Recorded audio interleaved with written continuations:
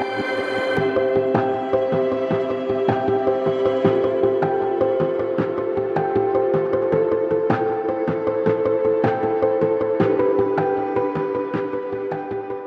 welcome to another episode of Hitachi's Road to Zero conversations.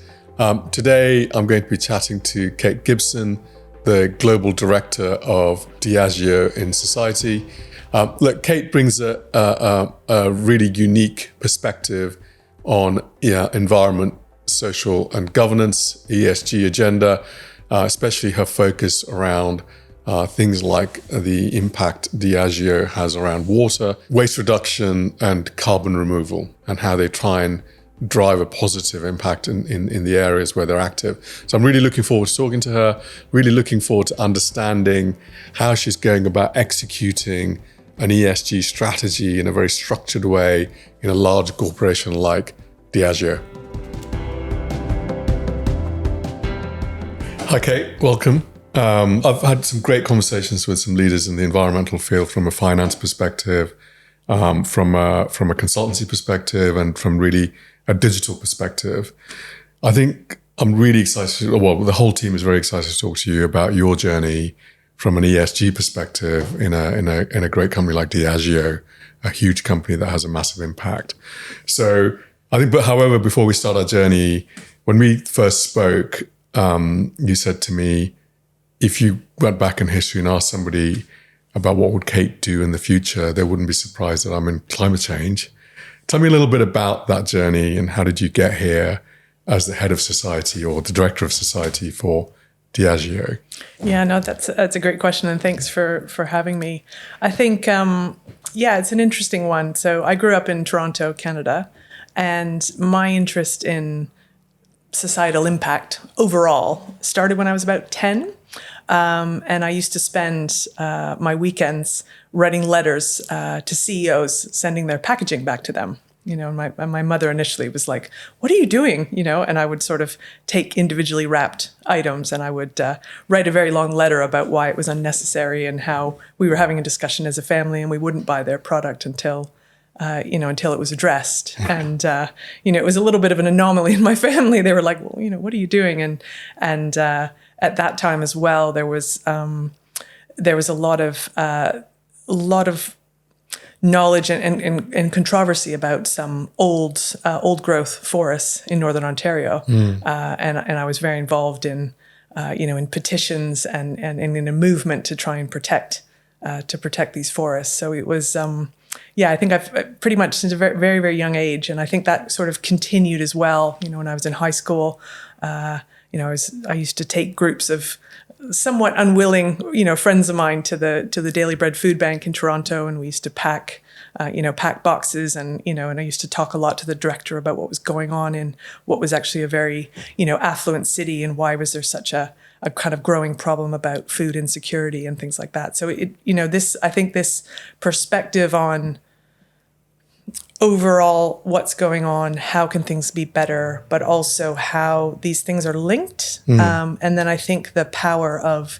individuals, with persistence to actually change things and create pressure in the system is something that, that's sort of been with me from a very young age. So yeah, I think you're right that when I meet people now and I describe the role that I'm doing, they kind of go, yes, that makes a lot of sense. And I can see you getting energy from that. And I can see you having an impact in that. That's great to hear, to have somebody with a societal purpose enter a corporate environment rather than somebody in a corporate environment suddenly picking up the mantle on ESG, which is often happens quite a lot, right? In the corporate world, is suddenly there's a thing there that's called ESG. It's a job, it's a role, but to have people that are personally driven in a corporate world is quite fascinating. So what led you from that world of wanting to improve society into the corporate environment to be able to have that impact? What was it that you thought the corporates were doing that was important in improving society? Yeah, it's a really good question. And I thought long and hard over sort of different junctures of my career about, what would be the best, path to take. I actually started my business career as a strategy consultant and did a lot of business strategy for a number of different, industries across there. So I got a really good sense, I think, of how businesses are orientated, and actually how, if you can link a societal objective to a strategy, you can suddenly get a lot more firepower in terms of investment, in terms of focus, in terms of people. So I had kind of an interesting insight there. During that time, I also took a 6-month secondment, and I worked for an NGO, an environmental NGO. And I also got the view of sort of what that outside-in type of environment was like. And I think I came to the conclusion that, both are, incredibly valuable, and I think are, becoming more and more interlinked. And I think that's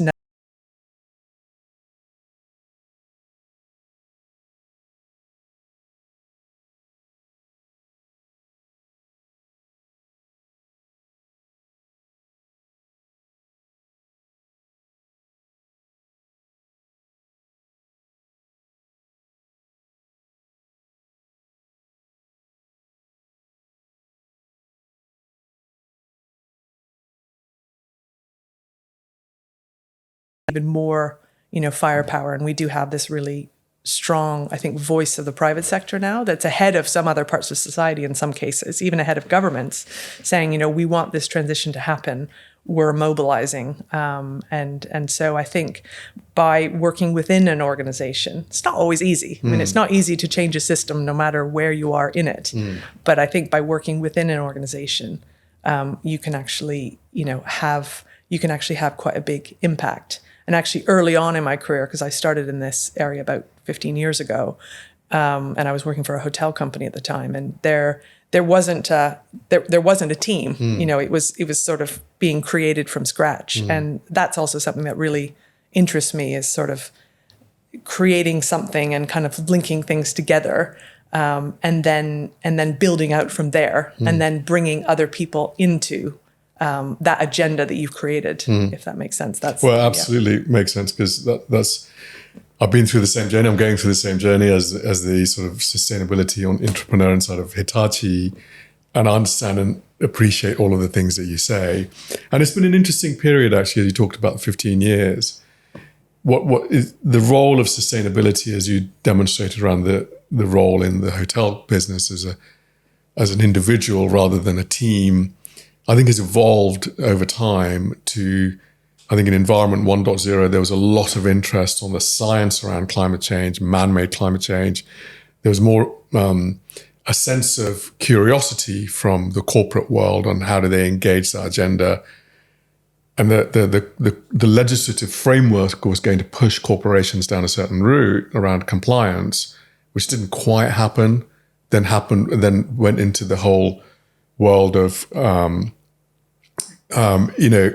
marketing reporting and making sure that the brand reporting was done in the right way, to now, I think, where now people are seeing the opportunity to build businesses and make it a core part of their business, to make it a profitable thing, which then drives corporations to action much faster than it used to. The point I'm trying to get to there is, in your experience, certainly in my experience, having the right internal ecosystem and the right external ecosystem to help you build your entrepreneurial vision into the business is quite important, I think. And it'd be really good to hear from you about how do you see, who are the right key stakeholders inside of your organization than the usual execs. The execs are great because they buy vision, they set vision, and then when it comes to execution, you kind of need the right kind of people around you. How do you make sure you go about getting that protective ecosystem so you can bring this vision of entrepreneurialism to action? I am increasingly focused on the how, right? Yeah. Because I think the why of, action on climate change and action on, ESG, right? So societal impact is something that, needs to massively, accelerate. And I think the what is becoming more clear, and it's helpful to have things like, the Race to Zero campaign, to have science-based targets, to have a kind of common framework. So kind of companies are aiming in the same direction. it's the how. I think, the next few years in this kind of, we're well into the decade of action, right? We don't have a lot of time. So the how is really, really important. I think as I came into my role in Diageo, it was a new role, the global director of society. And it's an interesting title in its own right. And lots of people ask me about it, like, what is this? Yeah. And, my ultimate aim is to make sure that we have a positive impact on society everywhere we live, work, source, and sell. It's inevitably hugely networked across the business, and I'm looking across, environmental, social, and governance. And I am, working across the business to try and make the linkages clear, to try and clarify what we need to do, to try and galvanize, and then, as you say, to kind of create these networks. I think one of the things when we put the strategy together was actually trying to break down the silos, and it was trying to make this a whole of business agenda. So we linked it, to our performance ambition. So we talk about, our aim to be one of the best performing, most trusted and respected consumer products companies in the world. And this idea around best performing and most trusted and respected is an interesting one, because I think in kind of 1.0, that agenda, a lot of ESG activity was around trust and respect. And it was less about performance. And I think we're in a new world now, partly accelerated by some of the challenges we're seeing in the world. We're actually moving quickly to a low carbon business, for example, being ahead of regulation, being aware of the impacts, short, medium, long term, and taking action now. Galvanizing suppliers, all the things that we're doing are actually about best performing, because in the world we're coming into, and I think some of these trends are now becoming, clear, is that you won't be able to be best performing if you don't take some of these actions. So one of the things that I'm talking a lot about internally is how ESG delivers both of these things, and it's actually a potential source of competitive advantage. And then I think you're right with the different layers in a company, as we set the plan, it's owned by the whole exec, and that was very deliberate because it's a whole of business agenda, but also accountabilities for the individual areas of it. So we have 25, targets, and they cut across, different aspects of ESG. We have our grain to glass sustainability agenda, which includes a net zero journey. It also includes work, for example, with smallholder farmers, and it includes a very big agenda on water. We have an agenda around inclusion and diversity, and that's within the company,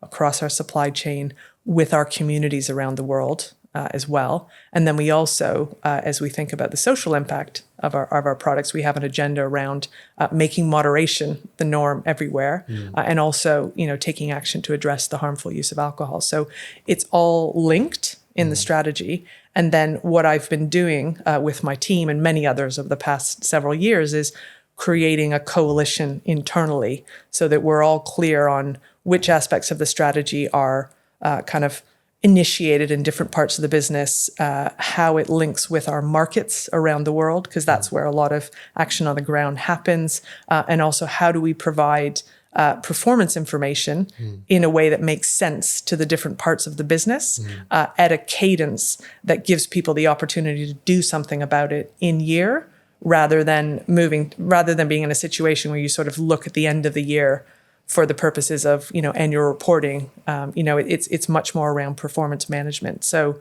I think the how is going to be absolutely critical, because these type of issues are so massive that, no one team, no one individual, can go after them on your own. And I think that's the interesting thing about this kind of entrepreneurial type of role, I suppose, is because when you tap into it, and especially when I think you can make the case that it's actually aligned with what the business is trying to do anyway, then suddenly you get that touch paper lit, and you see the movement. I like the idea of how much you've broken down your strategy into very, very tangible, deliverable aspects so the businesses can understand it and they can drive it themselves. So essentially, you've got a hub and spoke kind of model where you're developing the strategy at the center and the core with all of the knowledge base around how you do this, but then disseminating that across the businesses in a relevant way so it becomes part of their performance in the area where it's relevant to their business.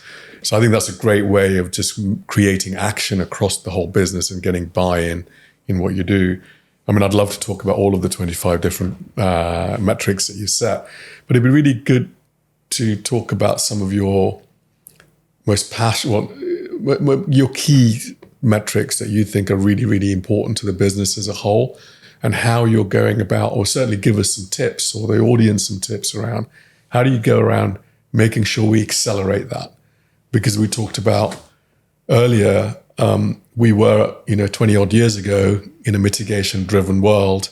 We're now moving into adaptation and mitigation, which isn't a smooth transition. It's some very, very difficult decisions that we need to make as businesses around adaptation, around the P&L, etc.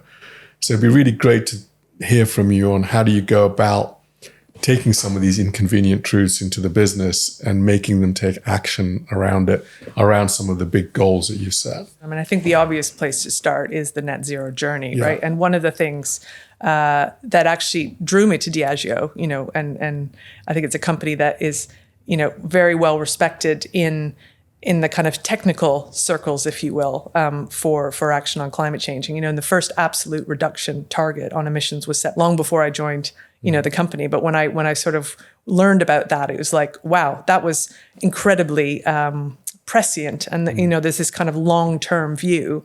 And that was across, not just scope 1 and 2, but also scope 3. And so I think one of the things as we think about our net zero journey, so we did a couple of things. One was we set, the overall time frame of being net zero across scope 1, 2, and 3 by 2050 or sooner. We also have a net zero commitment in scope 1 and 2 by 2030. Okay, and actually because Diageo has already delivered an absolute reduction of over 50% up to 2020, some of that low-hanging fruit has been harvested. So it's around that continuous, improvement and then real transformation agenda. And then we also, with regards to scope 3, took a decision to set an interim target of a 50% reduction by 2030. So I think that net zero journey has kind of some specific milestones on it. And we deliberately built in an innovation gap because, if you think about what the world needs to do by 2030, there's not a lot of time. There's this massive acceleration that has to happen, and that's quite uncomfortable. But I think by putting that interim target in place, it's spurring, innovation, and it's spurring, a much bigger coalition, in terms of that. So I think it's around looking across the supply chain. So we obviously need to decarbonize our distilleries and breweries around the world. We're not starting from nothing. We've got lots of learnings from the years from 2008 to 2020. So I think one of the, the top tips is saying, gosh, what did we do in Scotland that might be relevant for East Africa? Or is there a learning about how we unlocked a challenge in a given part of the world, and how might that be applied? And can we link together, people who've got the experience from 10 years ago with people who are looking after it now. We also have to be, I think, alive to the different circumstances in terms of how you decarbonize in different parts of the world. So just to give you, I suppose, two examples that, that might be relevant. And, one is from Africa, obviously given, I think COP27 has really shown, the need to accelerate the decarbonization there. But you can't necessarily use a playbook from the global north necessarily. So for example, we're doing a lot with biomass, and the benefit of biomass is you can create by using agricultural waste effectively, to power our distilleries and breweries. You're helping with a local supply chain. You're providing farmers with a source of income, and you're decarbonizing a way that's much more akin to how the economies are working. And that's very different, for example, what we're doing in different parts of the world. So, for example, at COP26, we signed an agreement with the government of Quebec and also with Hydro-Quebec to decarbonize one of our distilleries. It's called Valleyfield near Montreal. And that's a very different approach there. That's around using, electrification, because Quebec has abundant renewable energy, particularly through hydro. And that's actually around a coalition and a partnership in terms of working to kind of build more capacity, in terms of electrifying that site. And that helps, the Quebec government achieve its net zero goals. But I suppose those are just two examples of using what we've learned from before but also, and this is where I think that hub and spoke model around the local conditions. So you have the overall plan, you have the roadmap that has to be delivered, and then you have the people on the ground who know, the best solutions to put in place. So I think it's that combination that's really important. And then I think with regards to, scope 3 and this, this interim target that we've set is, again, it's a spur for innovation. So, and it's also really, I think it's very important to look at the most material areas because, for us, it's very much it's packaging and agricultural raw materials, and there are other categories as well. But it's, again, charting that roadmap and going, gosh, who needs to do what, when, what seeds do we need to plant that will maybe bear fruit later on? And then what action can we take now, if that makes sense? And again, getting those groups of people together. So there's two things I want to pick up from that you said that I think find quite fascinating. It's a geographical differential. One of the things I'm finding is certainly in the EV business that we've launched, I know this is quite common, that developing countries have an opportunity to leapfrog into climate change mitigation and adaptation. So when in COP26 we sponsored the Earthshot Prize, and I had the opportunity to have breakfast with some of the entrepreneurs that won it, and a few from Africa around biomass, around waste and recycling. Really great projects, really entrepreneurial thinking, and has the opportunity to really scale out at a mass level. And you talked also about the innovation gap in scope 3. So one of the things that we do in the work that we do around social innovation is do co-creation. So the idea being that we on our own cannot innovate out of the challenges of climate change. We need to create an ecosystem of startups, of innovators, of partners, of other organizations coming together to create the next generation solution. Do you interconnect with those, when you talk about the innovation gap, how do you fill that innovation gap? Do you use primarily internal resources, or do you really get connected with everybody around you? Yeah, no, it's a great question. And I think we use a variety of things because for us as a global business, it's around, identifying those ideas, testing and learning very quickly, and then scaling them up, right? We're a scale player. So, and that's also, I think, how some of this really big change is going to happen. But in addition to internal resources, we do collaborate. So we have something called Diageo Sustainable Solutions, which was launched in a very similar timeframe to our Society 2030 Spirit of Progress strategy. And that's a vehicle that allows us to identify and work with early stage innovators. And we very much focus it on the key challenges, where that innovation gap lies. So there is, there's a number of challenges that we're working on, around, for example, smallholder farmers, and how can you help, and this is interesting around the mitigation and adaptation. So how can you help decarbonize the agricultural raw materials, but also help with climate resilience. And there's an interesting, link with water as well, particularly in the global south. And then I think there's also various innovations in terms of packaging, and then innovations in terms of water as well.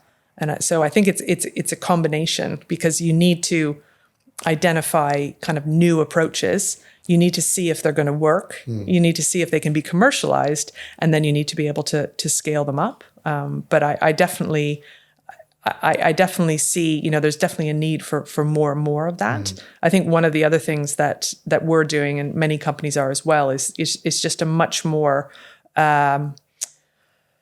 meaningful dialogue with suppliers, because I think when you set a scope 3 target, and it forces you to look at, where those emissions are, and like, most companies, the majority is in the supply chain. So really it's around, that dialogue with suppliers, and there's a maturity thing. And then it's also identifying those areas where, you can work together, if you will. So for example, for us, a lot of our packaging is in glass bottles, and glass bottles have amazing, benefits in terms of durability, the ability to recycle, they don't have the same challenges in terms of, ocean waste, pollution, for example, as plastic bottles do.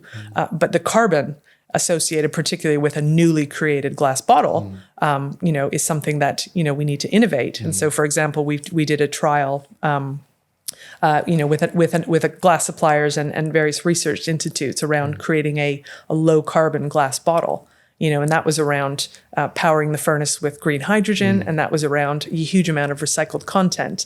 And we were able to, massively decarbonize a glass bottle. And so that gives us hope, and kind of that you can create new approaches to use a material that is, very helpful, and to do it in a more sustainable way. But I think this is one of the reasons I think that it's really important as an entrepreneur to kind of create that movement within the business, because one of the things that I'll say is, at the end of the day, this is an innovation challenge.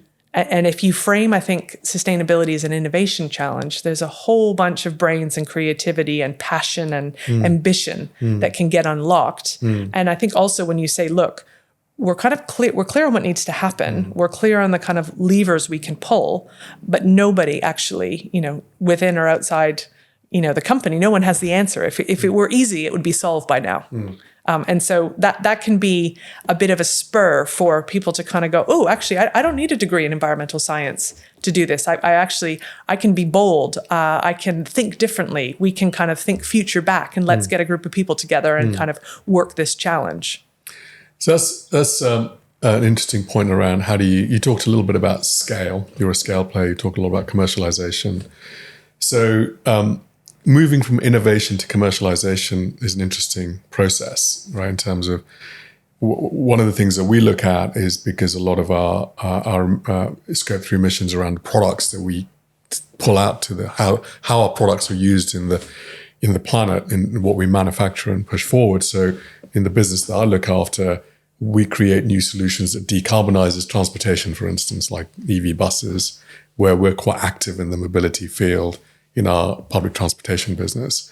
So we look at commercialization as not just being able to scale the innovation that we create back into our global business, but also how can we take this out as a business to have a positive impact. So do you look at the innovations that you create as being commercializable within your own company ecosystem where you scale it out? And as Bill Gates puts it, bringing down that climate change premium to a level where it's on par with current activity? Or do you also take that as a platform play and take it into other businesses where they can benefit from your innovation? Certainly at this stage in the journey, it's very much around, looking at our own business, but also looking at our supply chain, if that makes sense. Yeah. And I think we participate in a number of different collaborations, and they might be collaborations with other consumer products companies or with suppliers, because there are common challenges. So I think that, for us, it's really around understanding how can we decarbonize our business, and how can we continue to, innovate, delight consumers, help to, I suppose, shift also the way that the industries that we, through which we distribute our products, for example, have that ripple effect on them as well. So for example, the hospitality sector is, absolutely critical for us, and that's true from an environmental standpoint. That's also true from a social impact standpoint as well. The hospitality sector, particularly bars and restaurants, is, so how can we partner with, what we call the on-trade in terms of decarbonizing that? So that looks at, for example, we're doing a pilot with an organization called Eco Spirits that's looking at delivering spirits, in a bar through a kind of secure, safe bulk dispenser as opposed to bottles. Okay. And so that's a good example of, that helps to reduce the carbon footprint. It's also helpful for the bar in terms of dispensing, making great cocktails and things like that. But it's also not directly impacting the consumer experience. Well, I think, as we move towards this kind of non-competitive challenge around, we have a big problem to solve on the planet, there is opportunity for collaboration where we didn't see it before, where we may have seen competitive advantage. I think today creates collaboration opportunity, certainly as climate change being the catalyst to do that. Certainly I find myself, in partnership with organizations maybe we traditionally would have seen as competitive, but jointly we can solve a problem in the mobility sector or in manufacturing, etc. So I'm very encouraged by that transformation in C-suite thinking, if you like. But I want to move away from environment into the social aspect of what you do a little bit, because I think when we talked about it, you emphasize quite a lot about the impact on society and the positive impact. Can you talk a little bit about how you're doing that in Diageo as an organization? And that's why I find my role, so interesting, because it is E, S, and G, and when people sometimes ask me, they say, Kate, what's the one thing that I need to do?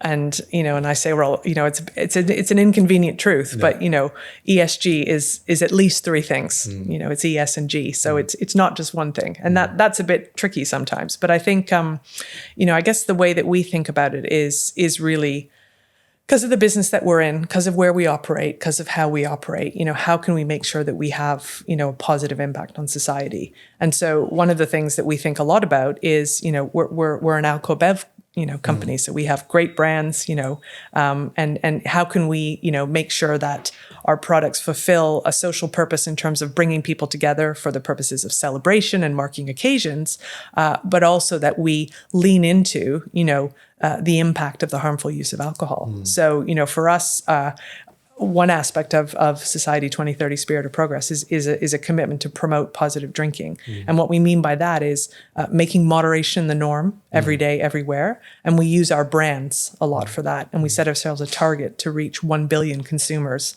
with dedicated, responsible drinking messaging. And then also to address the harmful use of alcohol. Because we know that while a lot of trends have been going in the right direction for many, many decades now, there is a subset of the population that is using alcohol to harmful effect. And so we also have very specific focus areas. So we focus around underage drinking. So obviously we want to make sure that no one under the legal purchase age is consuming alcohol. And we also focus on drink driving. And then we focus on heavy episodic or binge drinking. And we run a number of programs all around the world around that. So we do one on underage drinking, which is called Smashed. And it's a theater-based education program that actually started in the UK, and we partner with Collingwood Learning, which is an education provider on it. And what it does there is really it engages students through theater, and it really helps people to understand peer pressure, how to resist, kind of pressure to drink, and also some of the impact that underage drinking can have not just on your health, but on your relationships and things like that. And during the pandemic, we pivoted and we also created an online version. And that was very helpful because as many schools around the world closed because of COVID restrictions, we were able to continue to, provide that and to help with that education, even while schools were closed, for example. I think that the environment agenda is acting as a catalyst for lots of different kind of transformation agendas that probably have stalled in the past. And I love that about doing what we do, right? And then as you say, E, S, and G are three different things. Talk to me a little bit about the G bit, right? Because the E and the S bits are the fun bits. Yeah. Right. G is, you need your C-suite and you need your, your governing external stakeholders to understand an element of what you're doing. They don't need to be in as deep as we are in terms of the movement, but really to have an appreciation of, what does it mean to get to 2 degrees? What does it mean to reach 1.5? What are the impacts, and how do we play that into a day-to-day business life or a governmental policy change? How do you impact that thought process in what you do? Yeah, no, it's a really good question. And I think I'm glad you raised it because I think G is the kind of often the sort of forgotten bit of ESG. I have to do. Right. Yeah. And I think one of the ways that I talk about it internally is I talk about it in terms of big G and little g. Because sometimes I talk to people and they say, oh, well, I don't need to worry about the G of ESG because I don't interact with the board. And I think one of the things that I think is very important, I think it links to the big G piece, because obviously the big G piece is around, the board, and it is around the, growing and much more specificity of accountabilities and, disclosure requirements, and how do you paint the picture about what companies need to do to be kind of successful in the short term, ready for the medium and the long term. But there's also little g, that's around how we run the business. And again, it's demystifying ESG. And so one of the things that we've done is we've moved, as we launched the Spirit of Progress plan back in 2020, we moved to quarterly reporting, and we're working to embed it much more in the performance management system of the company. And I think that what that's doing is clarifying accountabilities. It's providing information on performance kind of in a timely way so that people have the opportunity to do something about it, spotting those opportunities, identifying those risks. And so I think it's demystifying it a little bit. And I think it also opens up a much wider set of people who feel kind of invested in the G of ESG. But then there is also obviously the big G, which is around the board and, the kind of growing, specificity and, detail in terms of what boards are accountable for and what the C-suites really need to be thinking about in terms of making sure that the business is set up and able to be resilient and sustainable and, and thrive in the short, medium, and long term. And I think that's really making sure that you can, I think, paint the picture about what some of these external trends mean. The materiality of these issues is so dependent upon the kind of company you are, where you operate. There's no kind of thing you can just take off the shelf and say, climate change will impact us in the following ways. You actually need to go quite deep in, to the business and get the expertise to understand what the impact could be, but also what your opportunity is. And I think it's having a regular cadence, of conversations. And then I think it's also back to what we were talking before about this dual track we have to do now, which is around mitigation and around adaptation, And I think if we were having this conversation 20 years ago, you would say, right, we can really accelerate mitigation. Yeah, and we can kind of go for it and then take a call, on what kind of adaptation we might need. But we're not in that world now, right? And as the reality of the impact of climate change becomes more apparent and kind of enters the mainstream, then I think that's the other thing you really have to do is what do you need to do to make sure that your business is resilient? And that's a global approach, but that's also local action. Yeah, and then what do you need to do, and where do you have to accelerate mitigation? Both as a way of kind of accelerating, but also in terms of being resilient. Because as the transition to a low carbon world comes, you want to make sure that you are, on the front foot, and you're able to kind of make that transition, quickly. So it's that's a very hard balancing act for any organization, is around those two things at once. Yeah. I could do a whole interview on big G and little g, actually, because I think that is it's one of the biggest opportunities and potential blockers for progress unless you get that right in the big G and the small g. But there's a couple of things I want to ask you before we end. So let's move on to, you talk a lot about water and waste and water being specifically critical to the business. Can you tell me a little bit about what you're doing around those areas? And what kind of results you're achieving from what you're doing? I think water for us is probably the best example of the way that we approach ESG, which is this interconnection. Because we're a beverage company, right? And we operate around the world, and we also operate in some water-stressed areas. And so for us, water stewardship and being a real leader in terms of corporate water stewardship is something that is in the fabric, of the company. And again, dates back, many, many years. So this is not, while water, I think, is kind of entered into the mainstream in terms of the water crisis, our focus on water has been going on for a very, very long time. So as part of the Spirit of Progress plan, we have something called Preserve Water for Life. And again, it looks at the interconnection on water. So the first thing we have to do is make sure that we're, from a manufacturing excellence perspective, we're ramping up and continuing to be excellent in terms of water use efficiency, and that's around the world. And we've set ourselves a target of a 30% improvement by 2030 globally, and 40% in water-stressed areas.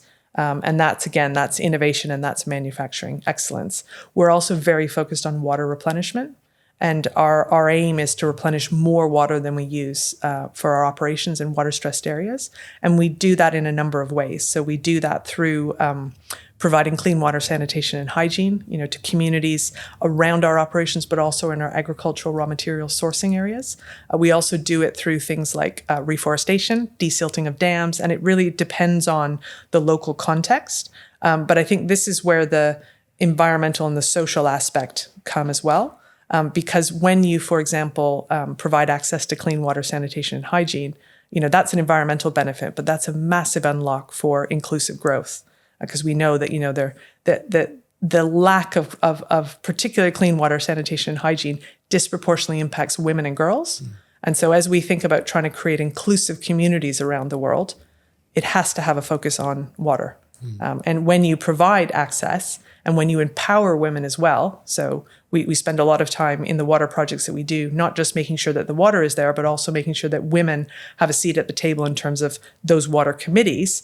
You also make sure that that resource is more inclusively used and it's more sustainable as well. So it's a real unlock. And I think the other thing that we're doing in water, and this is where I think big companies have the potential to have a ripple effect, is around collective action. Because one of the challenges with water is that you could take all those actions in the immediate area around your operations and your sourcing areas, but a lot of the problems is at the basin level, is upstream, and it's unsustainable water governance and use, and it impacts lots of different stakeholders. So we also have a target to engage in collective action to preserve our key water basins around the world. And we're involved not only in our own business, but we are also part of something called the Water Resilience Coalition, which brings together corporates to do just that. Because I think one of the things that we're very keen that people understand is that the climate crisis, climate change equals water stress. Both are getting worse, and that the water crisis in particular disproportionately impacts the most disadvantaged in society. So if you want to have an inclusive society, you need to have water.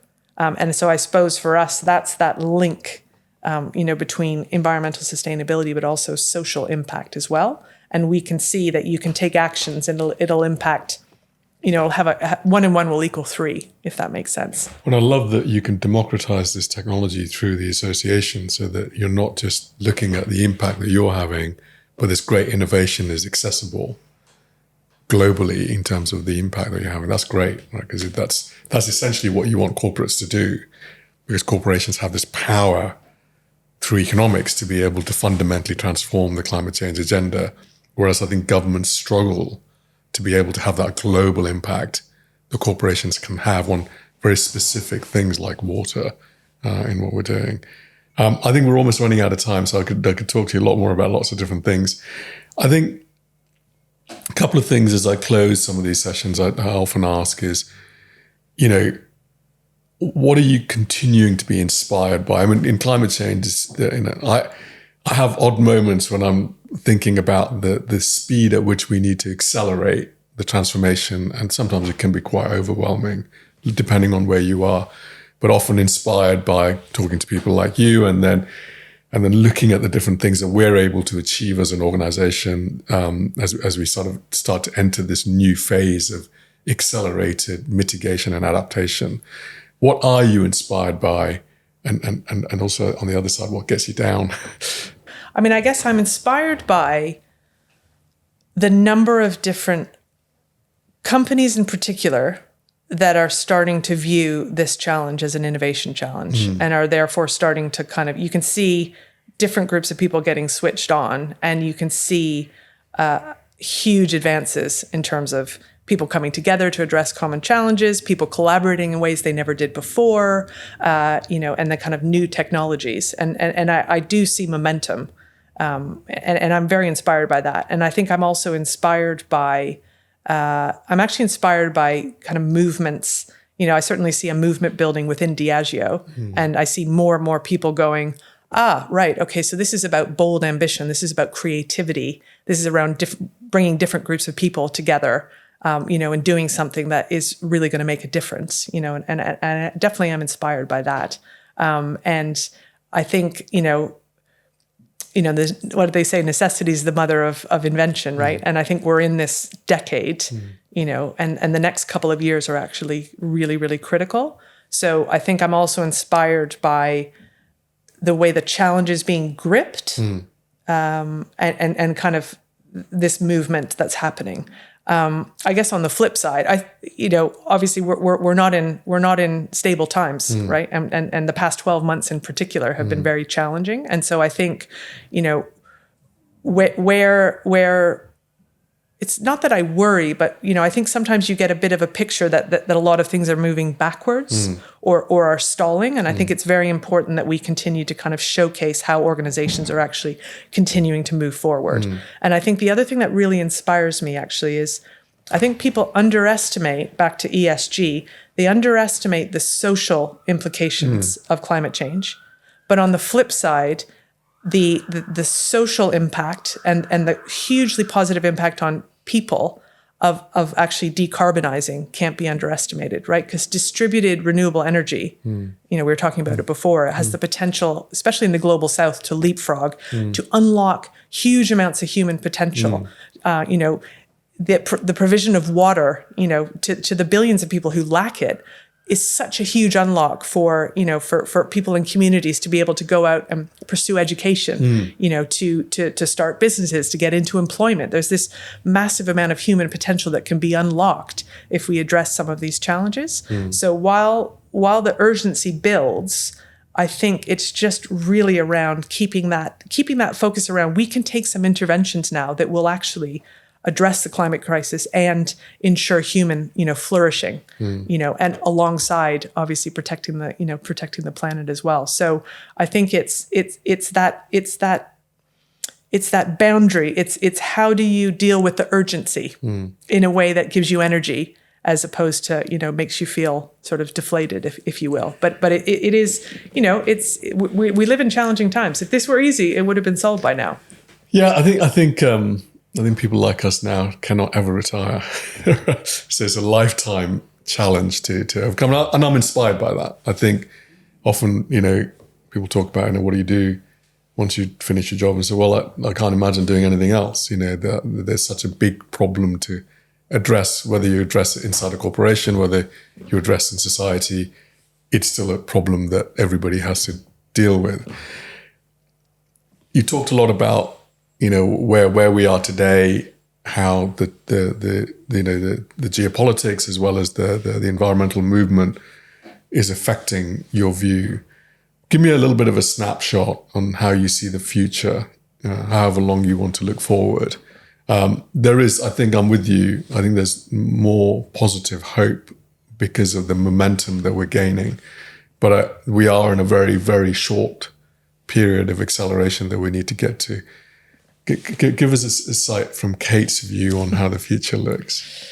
Gosh, well, I mean, I'm an optimist at heart. I think anyone, in this space, for as long as we have been, you need to be resilient and optimistic, right? So I think my vision of the future is one where we do make a very rapid transition to a low carbon economy. We do move to distributed renewable energy. We don't, go through a linear pathway, particularly in the global south, and that we start to tap into, that human flourishing and the potential there.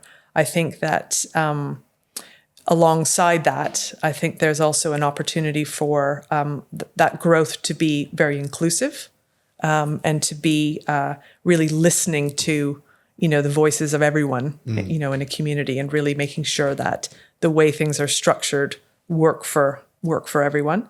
I think that we will inevitably be in a world where life looks very different. Where we consume things in a very different way. Where our concept of what is a premium product, for example, is very different. Where there's a focus in terms of craftsmanship.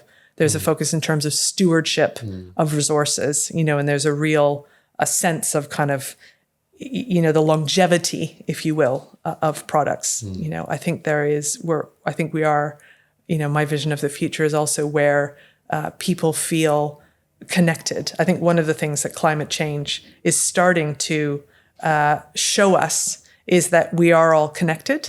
And I think maybe 10 years ago, there might have been a sense that certain countries might be immune from the impacts. But I think that the past 12 months, both in terms of the energy crisis we're living through, the food crisis, that is being felt, but also, some of these exceptional events that have hit the global north as well as the global south are starting to show people that we're all connected. So I think, again, my vision of a low carbon future is not just one where we're using renewable energy. My vision is one where there's much more solidarity as well. And we realize that, we're all in this together on this, very precious planet. And it's only by looking after each other and adapting, because we all will have to adapt, but by adapting and kind of moving quickly, we can address some of these challenges. I don't underestimate the challenge. It's great. I mean, and you know what? Adaptation isn't a negative thing, right? And I was talking to somebody who said, well, I'm worried about the future of our children and they'll have less. And so, well, less is good.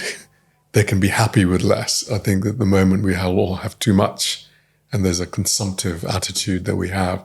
So I think, look, it's been great talking to you and a real lesson in how to drive ESG in the right way, but with a passion and a positivity. I hope that our audience get a real sense of optimism and some of the key lessons that you've demonstrated come straight through. Thank you very much, Kate, for talking to us. Thank you. Thank you. Look, that was a great conversation with Kate. I think that there's lots of aspects that I could go through, but the interview itself was very clear from my point of view. I think 2 or 3 things that I've taken from it, I've learned from that conversation. One is how Kate is maintaining a sense of optimism from her childhood through to working in a large corporation and having a significant role, having an impact on society, how she's maintained that positive view whilst having a very pragmatic approach to implementing a global agenda around ESG in her organization. So I think that's a big takeaway from these series of conversations, because it's about how is somebody bringing their own personal purpose and passion to the role and how are they using that to bring the company along with them. And I think Kate's a great example of a very collaborative approach to bringing the ESG agenda to the planet. So really enjoyed that aspect of it. I think there was a couple of other things that I really resonated with me that I didn't really capture from the other discussions is a focus on impacting society in a positive way, not just from where they operate, but being really quite good about democratizing the innovation and the technologies they create, especially around positive impact on water, into other aspects or other uses of that technology as they go forward.